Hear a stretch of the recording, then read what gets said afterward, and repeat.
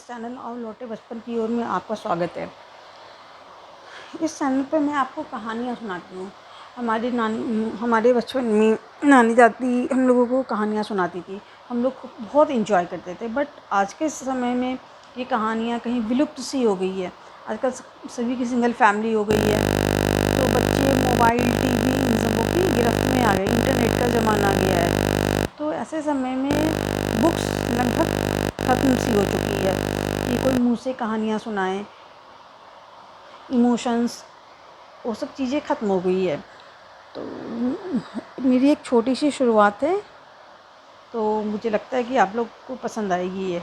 अगर आपको पसंद आए तो प्लीज़ इसे लाइक कीजिएगा, सब्सक्राइब एंड शेयर भी कीजिएगा। तो आज मैं मुंशी प्रेमचंद की आपको एक स्टोरी सुना रही है। उसका नाम है प्रारब्ध। उन्होंने कहानी लिखी है। उनकी कहानी कुछ इस प्रकार है। लाला जीवन दास को मृत्युशैया पर पड़े 6 मास हो गए हैं। अवस्था दिनों दिन शोचनीय होती जाती है। चिकित्सा पर उन्हें अब जरा भी विश्वास नहीं रहा। केवल प्रारब्ध का ही भरोसा है। कोई हितैषी वैद्य या डॉक्टर का नाम लेता है तो मुंह फेर लेते हैं। उन्हें जीवन की अब कोई आशा नहीं है। यहाँ तक कि अब उन्हें अपनी बीमारी के जिक्र से भी घृणा होती है। एक क्षण के लिए भूल जाना चाहते हैं कि मैं काल के मुख में हूँ। एक क्षण के लिए इस दुस्साध्य चिंता भार को सिर से फेंक कर स्वाधीनता से श्वास लेने के लिए उनका चित्त लालायित हो जाता है।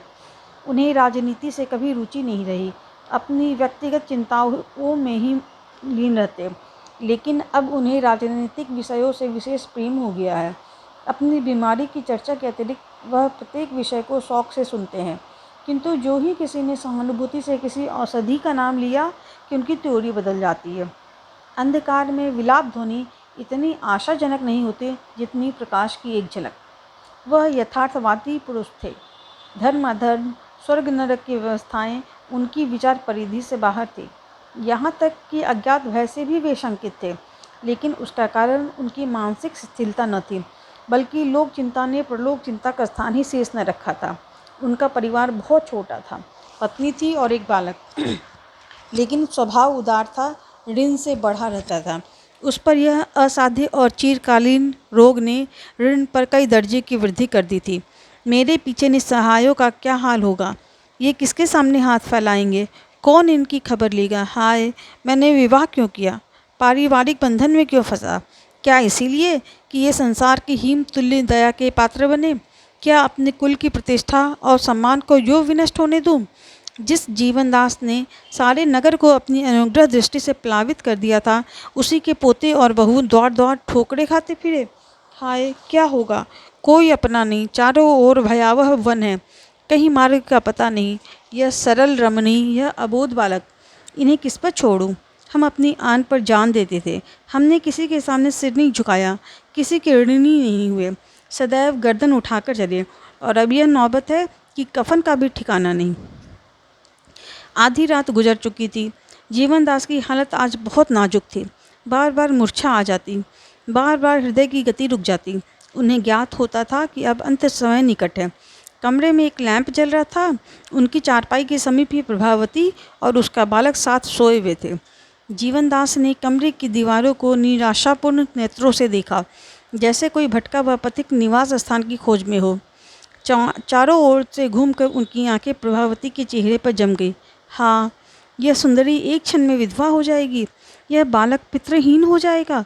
यही दोनों व्यक्ति मेरी जीवन आशाओं के केंद्र थे। मैंने जो कुछ किया इन्हीं के लिए किया। मैंने अपना जीवन इन्हीं पर समर्पित कर दिया था और अब इन्हें मझेदार में छोड़े जाता हूँ, इसीलिए कि वे विपत्तिक भंवर के कौर बन जाएं। इन विचारों ने उनके हृदय को मसोस दिया। आँखों से आंसू बहने लगे। अचानक उनके विचार प्रवाह में एक विचित्र परिवर्तन हुआ। निराशा की जगह मुख पर एक दृढ़ संकल्प की आभा दिखाई दी। जैसे किसी गृह स्वामिनी की झिड़कियाँ सुनकर एक दिन भिक्षुक के तेवर बदल जाते हैं। नहीं, कदापि नहीं। मैं अपने प्रिय पुत्र और अपनी प्राण प्रिया पत्नी पर प्रारब्ध का अत्याचार नहीं होने दूंगा। अपने कुल की मर्यादा को भ्रष्ट नहीं होने दूंगा। अबला को जीवन की कठिन परीक्षा में नहीं डालूंगा। मैं मर रहा हूँ, लेकिन प्रारब्ध के सामने सिर नहीं झुकाऊंगा। उसका दास नहीं, स्वामी बनूंगा। अपनी नौका को निर्दय तरंगों के आश्रित नहीं बनने दूंगा। निसंदेह संसार मुंह बनाएगा, मुझे दुरात्मा, घातक, नराधम कहेगा। इसीलिए कि उसके पार्श्विक आमोद में, उसकी पैशाचिक क्रियाओं में एक व्यवस्था कम हो जाएगी। कोई चिंता नहीं, मुझे संतोष तो रहेगा कि उसका अत्याचार मेरा बाल भी बाका नहीं कर सकता। उसकी अनर्थ लीला से मैं सुरक्षित हूँ।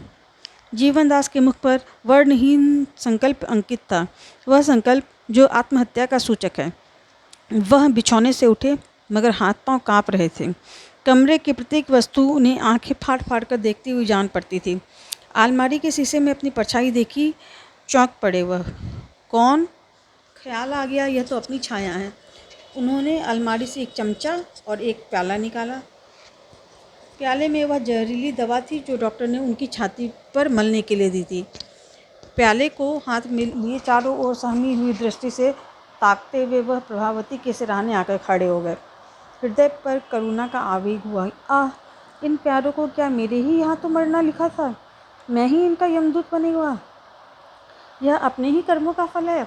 मैं आंखें बंद करके वैवाहिक बंधन में फंसा। इन भावी आपदाओं की ओर क्यों मेरा ध्यान नहीं गया?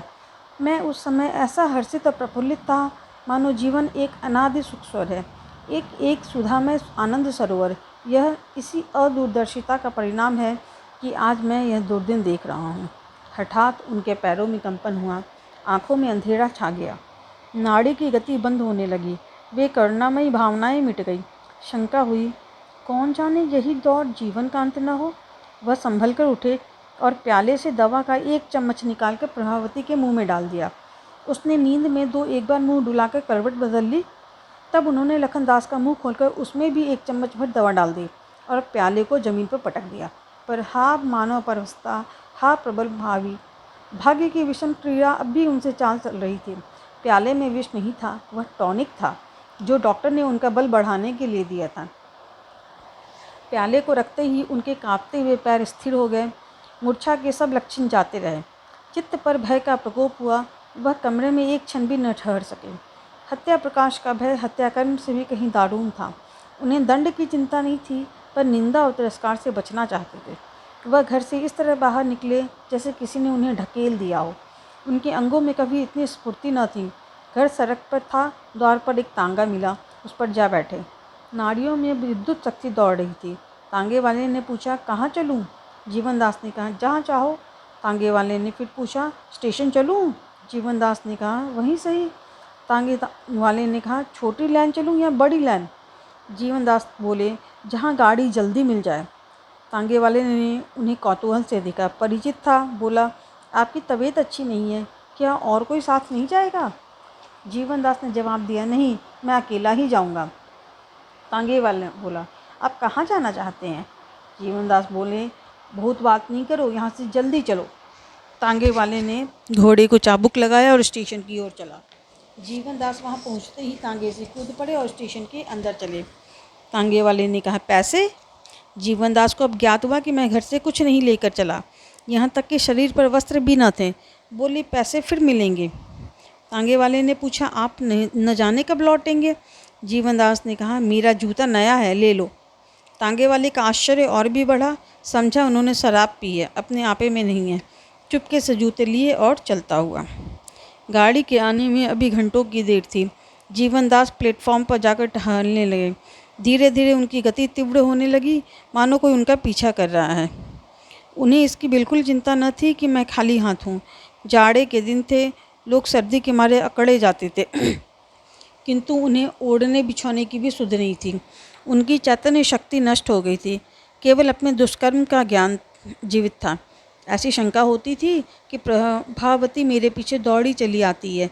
कभी भ्रम होता कि लखनदास भागता हुआ आ रहा है। कभी पड़ोसियों की धरपकड़ की आवाज़ें कानों में आती थी।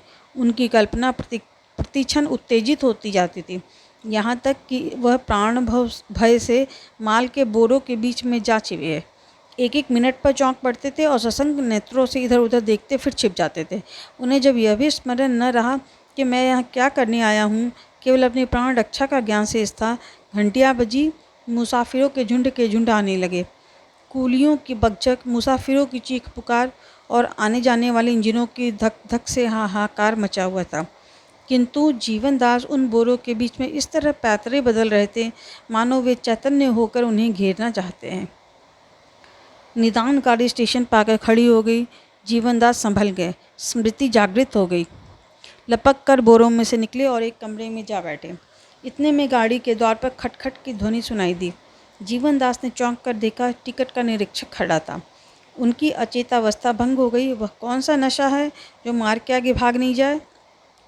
व्याधि की शंका संज्ञा को जागृत कर देती है। उन्होंने शीघ्रता से जलगृह खोला और उसमें घुस गए। निरीक्षक ने पूछा, और कोई नहीं? मुसाफिरों ने एक स्वर से कहा, अब कोई नहीं है। जनता को अधिकारी वर्ग से एक नैसर्गिक द्वेष होता है। गाड़ी चली तो जीवनदास बाहर निकले। यात्रियों ने एक प्रचंड हास्य ध्वनि से उनका स्वागत किया। यह देहरादून मेल था। रास्ते भर जीवनदास कल्पनाओं में मगन रहे। हरिद्वार पहुँचे तो उनकी मानसिक अशांति बहुत कम हो गई थी। एक क्षेत्र से कंबल लाए, भोजन किया और वहीं पड़े रहे। अनुग्रह के कच्चे धागे को वह लोहे की बेड़ी समझते थे, पर दूरावस्था ने आत्मगौरव का नाश कर दिया था। इस भांति कई दिन बीत गए, किंतु मौत का तो कहना ही क्या। वह व्याधि भी शांत होने लगी जिसने जीवन से निराश कर दिया था। उनकी शक्ति दिनों दिन बढ़ने लगी, मुख की कांति प्रदीप्त होने लगी। वायु का प्रकोप शांत हो गया, मानो दो प्रिय प्राणियों के बलिदान ने मृत्यु को तृप्त कर दिया था। जीवनदास को यह रोग निवृत्ति उस दारुण रोग से भी अधिक दुखदायी प्रतीत होती थी। वे अब मृत्यु का आवाहन करते ईश्वर से प्रार्थना करते थे कि फिर उसी जीर्णावस्था का दुरागम हो। नाना प्रकार के कुपथ्य करते, किंतु कोई प्रयत्न सफल नहीं होता था।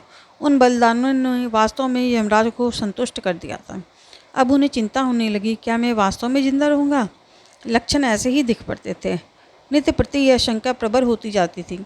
उन्होंने प्रारब्ध को अपने पैरों पर झुकाना चाहा था, पर अब स्वयं उसके पैरों की रज चाट रहे थे।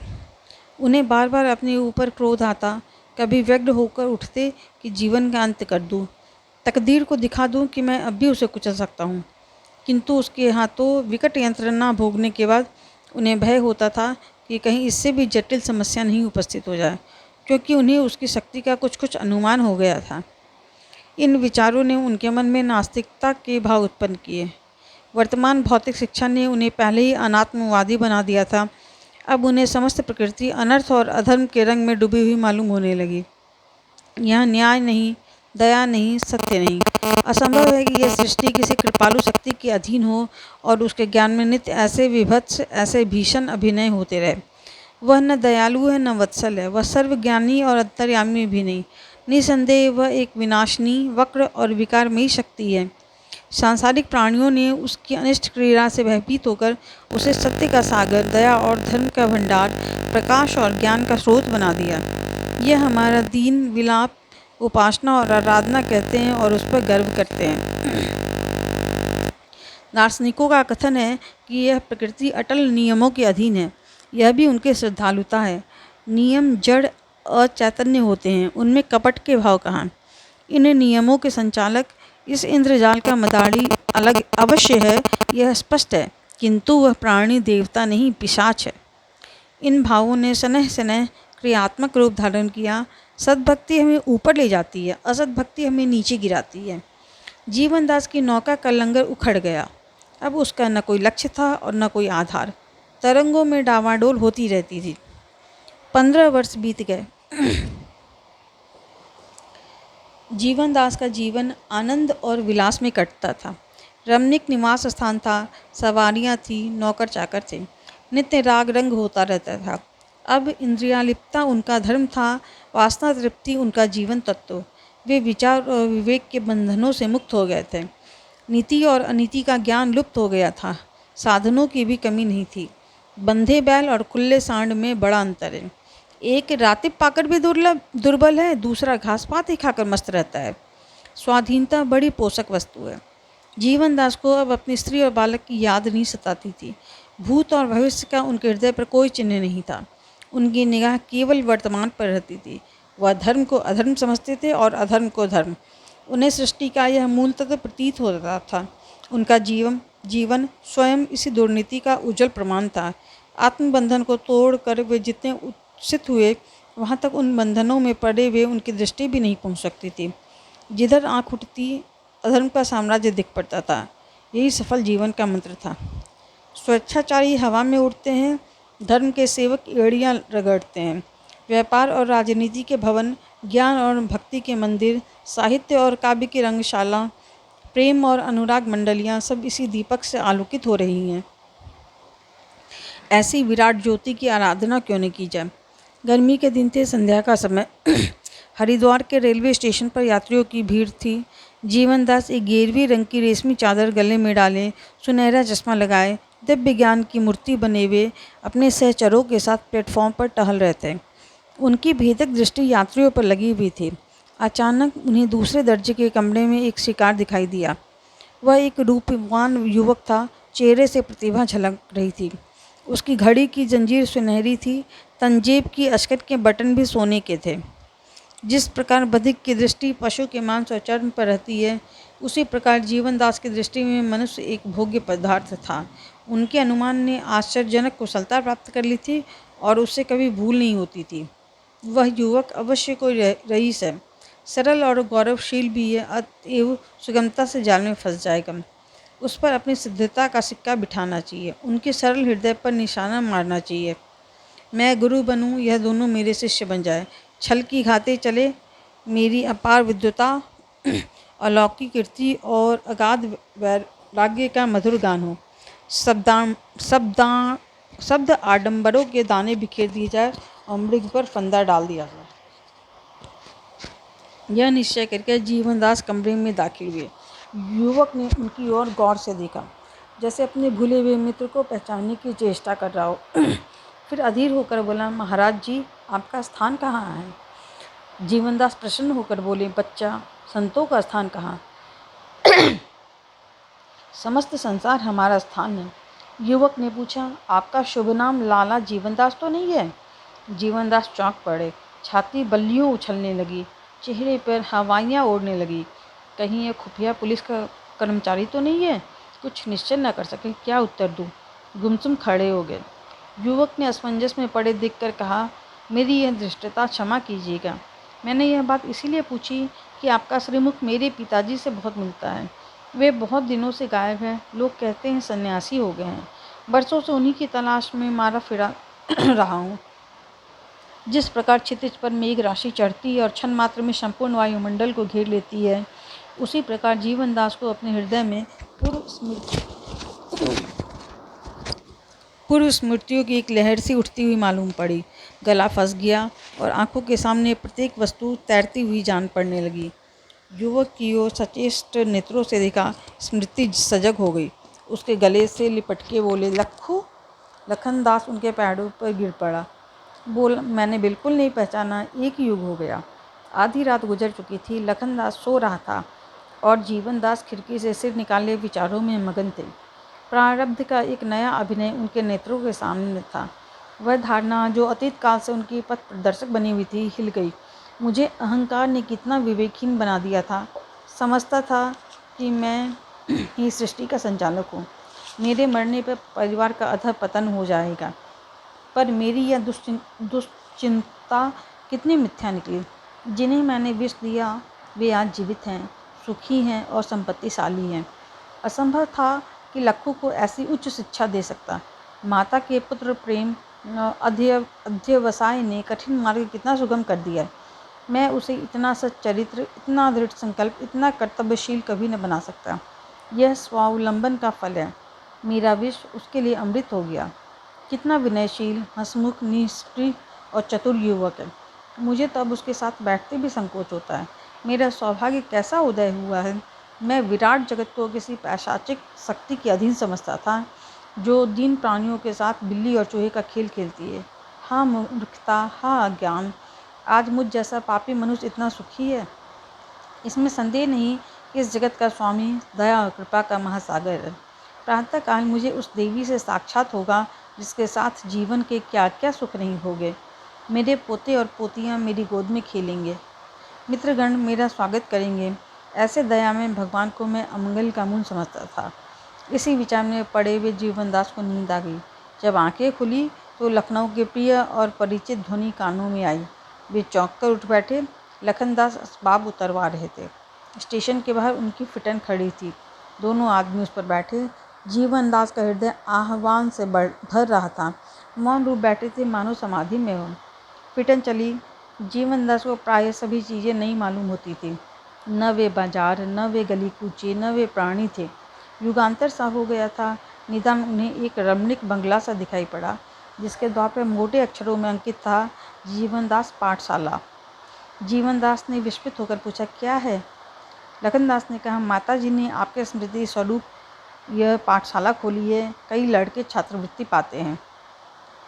जीवनदास का दिल और भी बैठ गया। मुँह से एक ठंडी सांस निकल आई। थोड़ी देर के बाद फिटन रुकी। लखनदास उतर पड़े। नौकरों ने असबाब उतारना शुरू किया। जीवनदास ने देखा, एक पक्का 2 मंजिला मकान है। उनके पुराने खपड़ैल वाले घर का कोई चिन्ह नहीं था। केवल एक नीम का वृक्ष बाकी था। 2 कोमल बालक बाबूजी कहते हुए दौड़े और लखनदास के पैरों से लिपट गए। घर में एक हलचल सी मच गई। दीवान खाने के पीछे एक सुंदर पुष्प वाटिका थी। जीवनदास ऐसे चकित हो रहे थे मानो कोई तिलिस्म देख रहे हो। रात्रि का समय था, 12 बज चुके थे। जीवनदास को किसी करवट नींद नहीं आती थी। अपने जीवन का चित्र उनके सामने था। इन 15 वर्षों में उन्होंने जो भी कांटे बोए थे, वो इस समय उनके हृदय में चुभ रहे थे। जो गड्ढे खोदे थे, वे उन्हें निकलने के लिए मुंह खोले हुए थे। उनकी दशा में एक ही दिन में घोर परिवर्तन हो गया था। अभक्ति और अविश्वास की जगह विश्वास का अभ्युदय हो गया था, और यह विश्वास केवल मानसिक नहीं था, वरन प्रत्यक्ष था। ईश्वरीय न्याय का भय एक भयंकर मूर्ति के सदृश उनके सामने खड़ा था। उससे बचने की अब उन्हें कोई युक्ति नजर नहीं आती थी। अब तक उनकी स्थिति उस आग की चिंगारी के समान थी, जो किसी मरुभूमि पर पड़ी हुई हो। उससे हानि की कोई शंका नहीं थी। लेकिन आज वह चिंगारी एक खलिहान के पास पड़ी हुई थी। मालूम नहीं कब वह प्रज्वलित होकर खलिहान को भस्मीभूत कर दे। ज्यों-ज्यों रात गुजरती थी, यह भय ग्लानि का रूप धारण करता जाता था। हाँ सो, मैं यह इस योग्य भी नहीं कि साक्षात क्षमा दया को अपना कलुषित मुख दिखाऊं। उसने मुझ पर सदैव करुणा और वात्सल्य की दृष्टि रखी और यह शुभ दिन दिखाया। मेरी कालीमा, उसकी उज्ज्वल कीर्ति पर एक काला दाग है। मेरी कलुषता क्या इस मंगल चित्र को कलुषित न कर देगी? मेरी पापाग्नि के स्पर्श से क्या हरा भरा उद्यान मटिया मेट नहीं हो जाएगा? मेरी अपकीर्ति कभी न कभी प्रकट होकर इस कुल की मर्यादा और सम्मान को नष्ट न कर देगी? मेरे जीवन से अब किसको सुख है? कदाचित भगवान ने मुझे लज्जित करने के लिए, मुझे अपनी तुच्छता से अवगत कराने के लिए, मेरे गले में अनुपात की फांसी डालने के लिए यह अद्भुत लीला दिखाई है। हाँ, इसी कुल की मर्यादा रक्षा के लिए भीषण हत्याएं की थी कि आप जीवित रहकर इसकी वह दुर्दशा कर दूँ जो मरकर भी न कर सका। मेरे हाथ खून से लाल हो रहे हैं। परमात्मन, वह खून रंग न लाए। यह हृदय पापों के कीटाणुओं से जर्जर हो रहा है। भगवान यह कुल उनके छूत से बचा रहे। इन विचारों ने जीवनदास में ग्लानि और भय के भावों को इतना उत्तेजित किया कि वह विकल हो गए। जैसे प्रतिभूमि में बीज का असाधारण विकास और प्रसार होता है, उसी प्रकार विश्वासहीन हृदय में जब विश्वास का बीज पड़ता है, तो उसमें सजीवता और विकास का प्रादुर्भाव होता है। उसमें विचार के बदले व्यवहार का प्राधान्य होता है। आत्मसमर्पण उनका विशेष लक्षण होता है। जीवनदास को अपने चारों तरफ एक सर्वव्यापी शक्ति, एक विराट आत्मा का अनुभव हो रहा था। प्रतिक्षण उनकी कल्पना सजग और प्रदीप्त होती जाती थी। अपने जीवन की घटनाएं ज्वाला शिखाबंद बनकर उस घर की ओर, उस मंगल और आनंद के निवास भवन की ओर दौड़ती हुई जान पड़ती थी, मानो उसे निगल जाएंगी। पूर्व की ओर आकाश अरुण वर्ण हो रहा था। जीवन दास की आंखें भी अरुण थीं। वे घर से निकले, हाथ में केवल धोती थी। उन्होंने अपने अनिष्टमय अस्तित्व को मिटा देने का निश्चय कर लिया। अपनी पापाग्नि की आग से अपने परिवार को बचाने का संकल्प कर चुके थे। प्राणपण से अपने आत्मशोक और हृदय दाह को शांत करने पर उद्युक्त हो गए थे। सूर्योदय हो रहा था। उसी समय जीवनदास गोमती की लहरों में समा गए। आशा है आपको ये कहानी पसंद आई होगी। अगर कहानी पसंद आए तो प्लीज़ इसे like, share and subscribe, channel को मेरे सब्सक्राइब कीजिए। साथ ही बेल आइकन दबाना भी नहीं भूलिएगा, ताकि मैं जब भी अपनी कोई नई वीडियो डालूँ तो उसकी नोटिफिकेशन सबसे पहले आप तक पहुँचे। Thanks for watching.